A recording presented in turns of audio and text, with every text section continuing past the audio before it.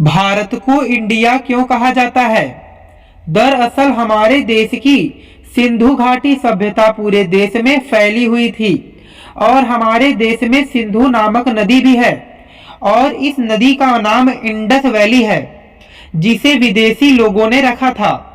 सिंधु सभ्यता के कारण भारत का पुराना नाम सिंधु भी रह चुका है, जिसका यूनानी में मतलब होता है इंडस। और जब ये नाम लैटिन भाषा में पहुंचा तो ये नाम इंडिया में बदल गया।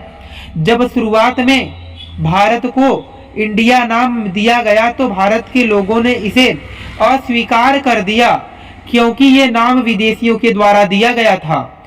शुरुआत में इस नाम को कोई महत्व नहीं दिया गया। जब शुरुआत में भारत में अंग्रेज आए थे तो उस समय भारत को हिंदुस्तान कहा जाता था और अंग्रेजों को भारत के सभी पुराने नामों को बोलने में काफी परेशानी आती थी। इसी वजह से अंग्रेजों ने भारत को अपने हिसाब से नाम देने की कोशिश की और वे इसमें सफल भी हो गए।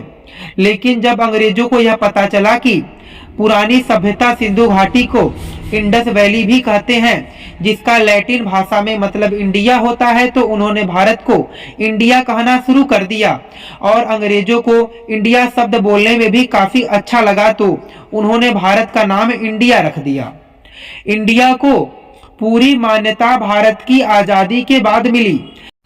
जब भारत आजाद हुआ तो भारत के संविधान ने भी इस नाम को स्वीकार कर लिया था और इसके बाद भारत के लोग भारत को इंडिया और खुद को इंडियन कहने लगे थे, तो इस तरह से भारत का नाम इंडिया पड़ा।